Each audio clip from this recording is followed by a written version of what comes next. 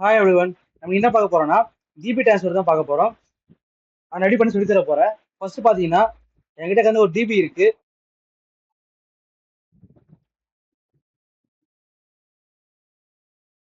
Groceries இருக்குல்ல, இதுல பாத்தீங்கன்னா என்ன டேட்டா எல்லாம் போட்டு வச்சிருக்கேன். அதோட டிபி தான் நான் ட்ரான்ஸ்ஃபர் பண்ண போறேன். நம்மளோட காட்டிடுறேன் எப்படி என்ன டேட்டா போட்டு வச்சிருக்கேன் நான் உங்களுக்கு காட்டுறேன்.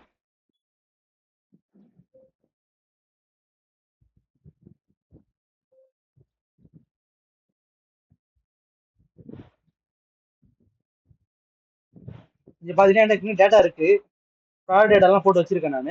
இதுதான் வந்து நான் ரிஜிஸ்டர் பண்ண இப்போ இந்த டேட்டா தான் ட்ரான்ஸ்ஃபர் பண்ண போறேன். அது ஃபர்ஸ்ட் என்ன பண்றேன் அப்படின்னா இதோட லொகேஷன் நான் போய் காட்டுறேன். இதோட டேட்டா பேஸ் எங்க இருக்குன்னு. இதுதான் அதோட டேட்டா பேஸ். பாத்தீங்கன்னா சைஸ் இருக்கு பாத்தீங்களா, இவ்வளவு சைஸ் இருக்கு. இதை நான் ட்ரான்ஸ்ஃபர் பண்ண போறேன். இது ட்ரான்ஸ்ஃபர் பண்ணி என்ன பண்ணணும்னா ஒரு எம்டியா ஒரு டேட்டா பேஸ் வந்து ரிஜிஸ்டர் பண்ணி வச்சுக்கோங்க. நான் இப்போ அதான் பண்ண போறேன்.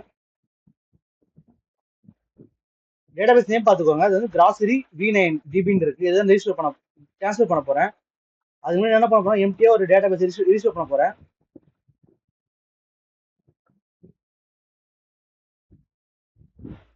டாட் கிராசரி தான் பண்றேன். கிராசரின்னு போட்டு அது V9ல இருக்கு. என்ன பண்றேன், V10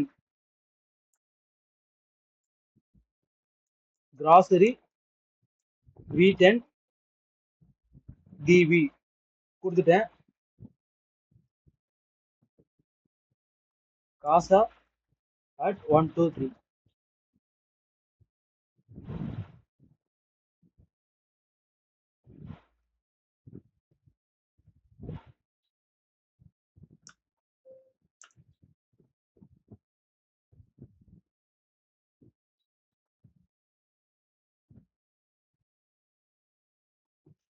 புதுசாக ஒரு லொகேஷன் போட்டு வச்சுக்கோங்க. இந்த லொகேஷன் தான் இப்போ எம்டி டேட்டா சொல்ல போகுது நமக்கு.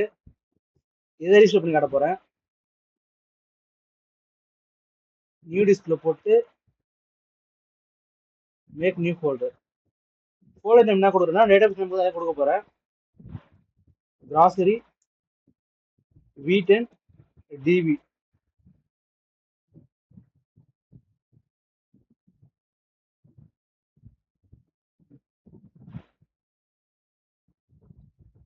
டிபி மட்டும் எனக்கு கேன்சல் பண்ணிக்கிறேன் ஒரு நிமிஷம்.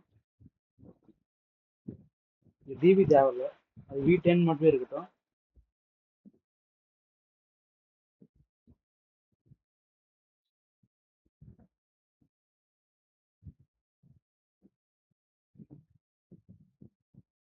V10 டிபி இதை சூஸ் பண்ணி இந்த ஃபோல்டர் உள்ள அதை போட்டுக்க போறேன்.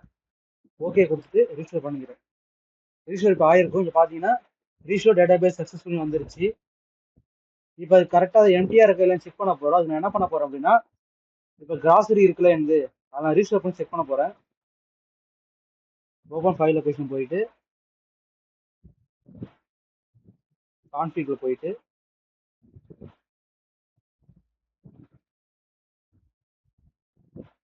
ஃபர்ஸ்ட் இருக்கிறது V9. இப்போ நான் V10 வந்து எனக்கு வந்து எம்டியா இருக்கு. அது உங்களுக்கு காட்டுற எம்டியா இருக்கா இல்லையான்னு.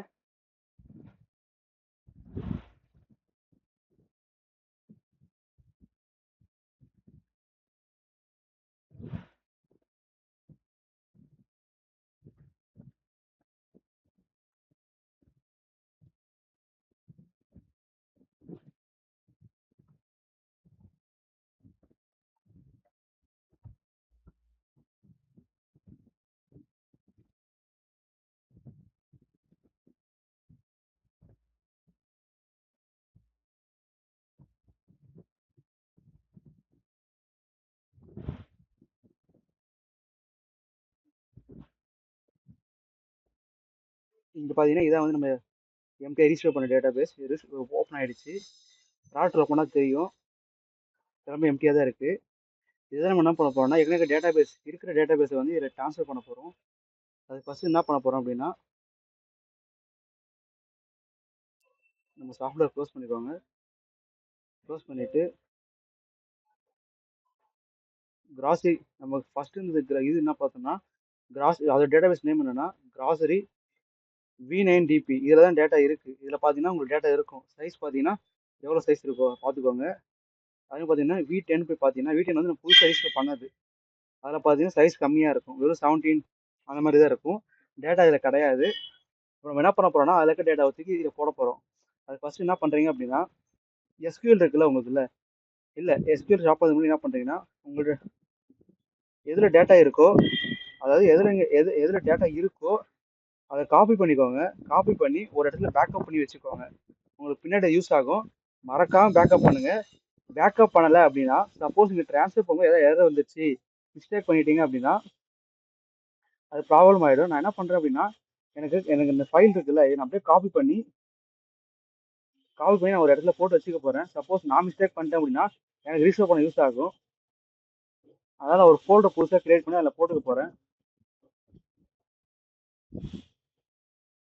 ஃபோல்டரில் போயிட்டு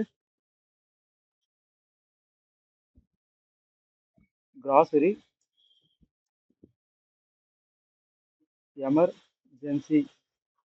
எமர்ஜென்சின்னு போட்டு நான் இதில் போய் இந்த பேஸ்ட் பண்ணிக்க போகிறேன். நீங்கள் பண்ணும்போது என்ன பண்ணுறீங்க அப்படின்னா, ஒரு பேக்கப் ஒன்று எடுத்து வச்சுக்கோங்க.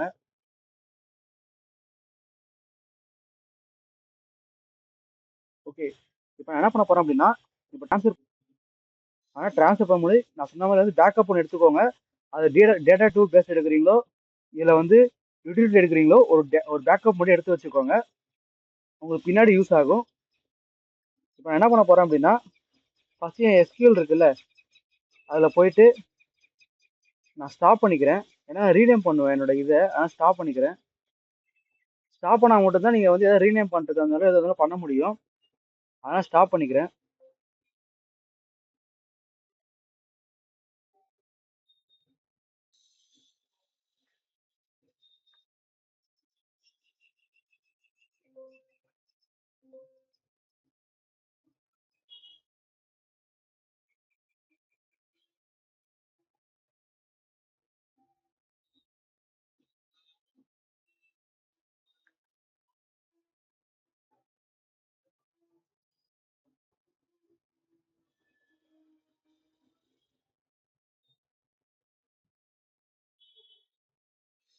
ஓகே, நான் எல்லாத்தையும் ஸ்டாப் பண்ணிட்டேன். இப்போ நான் என்ன பண்ண போறேன், ரீநேம் பண்ண போகிறேன்.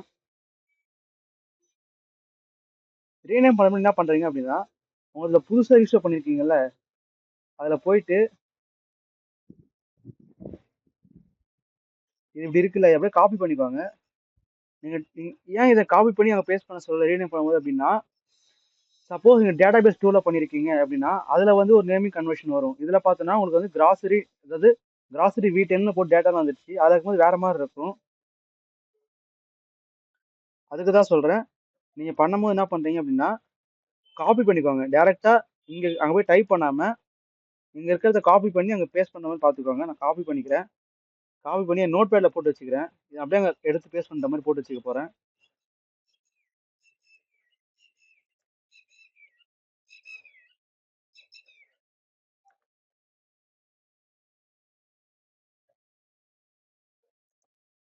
ஓகே, ரெண்டுத்தையும் நான் காப்பி பண்ணிட்டேன். காப்பி பண்ணி நோட் பேடில் போட்டு வச்சிருக்கேன். இதே நேமை தான் அங்கே கொடுக்க போகிறேன் நான். ஏன் சேம் நேம் கொடுக்குறேன்னா, அப்போ தான் வந்து உங்களை எடுத்துக்கும். நம்ம இது பண்ணுறோம்ல, ட்ரான்ஸ்ஃபர் பண்ணுறோம்ல, அதோட நேம் பார்த்தா V10ல் இருக்கு, V9ல் இருக்குது. இதோட நேம் V10ல் இருக்குது. நம்ம அங்கே இருக்கிறத காப்பி பண்ணி இது மேலே பேஸ்ட் பண்ணும்போது ரெண்டும் ஒரே நேமில் இருந்தால் மட்டும்தான் எடுத்துக்கும். அதுதான் நான் ரீநேம் பண்ண சொல்கிறேன். அதுவும் நீங்கள் ரீநேம் பண்ணுறதா முன்னாடி வந்து உங்கள் SQL ஆஃப் பண்ணுங்க. அப்போ தான் ரீநேமே ஆகும். ஓகேவா? இப்போ நான் வந்து என்னோட V10 நேம்லாம் காப்பி பண்ணி வச்சுக்கினேன். இப்போ போயிட்டு நான் என்ன பண்ண போகிறேன்னா, V9 இருக்குல்ல, அதில் போயிட்டு ரீநேம் பண்ண போகிறேன். V9 உள்ள வந்து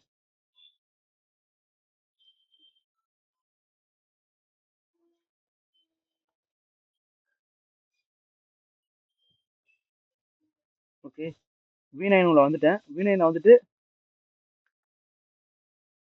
ரீநேம் கொடுக்குறேன். ரீநேம் கொடுத்துட்டு என்ன பண்ணுறேன்னா, என் நோட் பேடில் இருக்குல்ல, அதை நான் அப்படியே காப்பி பண்ணிட்டு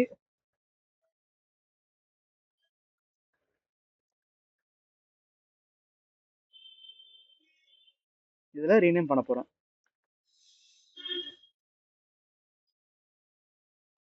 கொடுத்துட்டேன். இப்போ அடுத்து லாக் இருக்குல்ல, லாகும் சேம். என்ன பண்ணுறீங்க அப்படின்னா, அதையும் காப்பி பண்ணிவிட்டு பேஸ்ட் பண்ண போகிறீங்க. Copy rename paste. ஓகே கொடுத்ததுக்கப்புறம் அது ரெஃப்ரெஷ் பண்ணிக்கோங்க மேலே ஸ்க்ரீனை. கரெக்டாக வந்துடும், உங்களுக்கு நேம் ஆகிடுச்சு செக் பண்ணிக்கலாம். ஆனதுக்கப்புறம் என்ன பண்ணுறீங்க அப்படின்னா கண்ட்ரோல் ஏ கொடுங்க. இதில் பார்த்தீங்கன்னா டேட்டா இதில் இருக்குது, நீங்கள் சைடில் பார்த்தாலே தெரியும். உங்களுக்கு வந்து கேபியில் அதிகமாக இருக்கும். நீங்கள் என்ன பண்ணீங்கன்னா இது வந்து கண்ட்ரோல் ஏ கொடுத்து காப்பி பண்ணிக்கோங்க. காப்பி பண்ணிவிட்டு என்ன பண்ணுறீங்க அப்படின்னா நம்ம எம்டி இது இருக்குல்ல, அதாவது V10 இருக்குல்ல, ஃபஸ்ட்டு அது அந்த அந்த ப்ராக்கெட் பார்த்தீங்கன்னா டேட்டா கம்மியாக இருக்கும். பார்த்தீங்கன்னா 17 சம்திங் தான் இருக்கும். இப்போ நம்ம காப்பி பண்ணாலே இது பேஸ்ட் பண்ண போகிறோம். கண்ட்ரோல் V கொடுங்க, இல்லைன்னா மேலே பேஸ்ட் இருக்கும் அதே கொடுத்துக்கோங்க. கொடுத்தீங்கனாலே இங்கே பார்த்தீங்கன்னா replace this file in destination கேட்கும். ஏன் இது கேட்குதுன்னா 2 ஃபைல் ஒரே நேம் இதெல்லாம் இது கேட்குது. நான் கொடுத்தேன் அப்படின்னா எனக்கு இப்போ வந்து இதுமாதிரி ரீப்ளேஸ் ஆகிடுச்சு. டேட்டா பார்த்தீங்கன்னா டேட்டாவும் மாறிட்டு இருக்கும். சைஸ் பார்த்தீங்கன்னா ஃபஸ்ட்டு வந்து உங்களுக்கு 17 சம்திங் இருக்கும் எம்டிஆர் இருந்ததுனால. இப்போ பார்த்தீங்கன்னா சைஸ் பார்த்தீங்கன்னா கேபி வந்து எக்ஸ்ட்ரா ஆகிட்டு இருக்கு. இப்போ என்ன பண்ண போகிறேன் அப்படின்னா என் SQL ஸ்டார்ட் பண்ணிவிட்டு என் சாஃப்ட் ஓப்பன் பண்ண போகிறேன். ஓப்பன் பண்ண டேட்டா இருந்துச்சுன்னா நம்ம ட்ரான்ஸ்ஃபரை கரெக்டாக பண்ணிட்டேன்னு அர்த்தம்.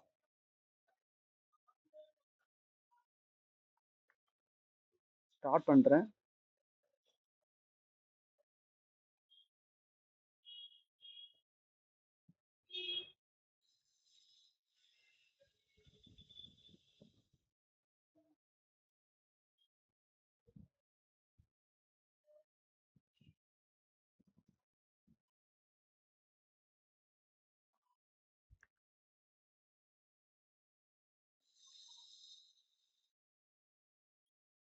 ஓகே ஸ்டார்ட் பண்ணிவிட்டு நம்ம சாஃப்ட்வேர் ஓப்பன் பண்ணி செக் பண்ணிக்கலாம். நமக்கு வந்து கரெக்டாக டேட்டாஸ் உட்காந்துச்சா. சப்போஸ் டேட்டாலாம் கரெக்டாக வந்துச்சுன்னா நம்ம ட்ரான்ஸ்ஃபரை கரெக்டாக பண்ணிட்டுன்னு அர்த்தம்.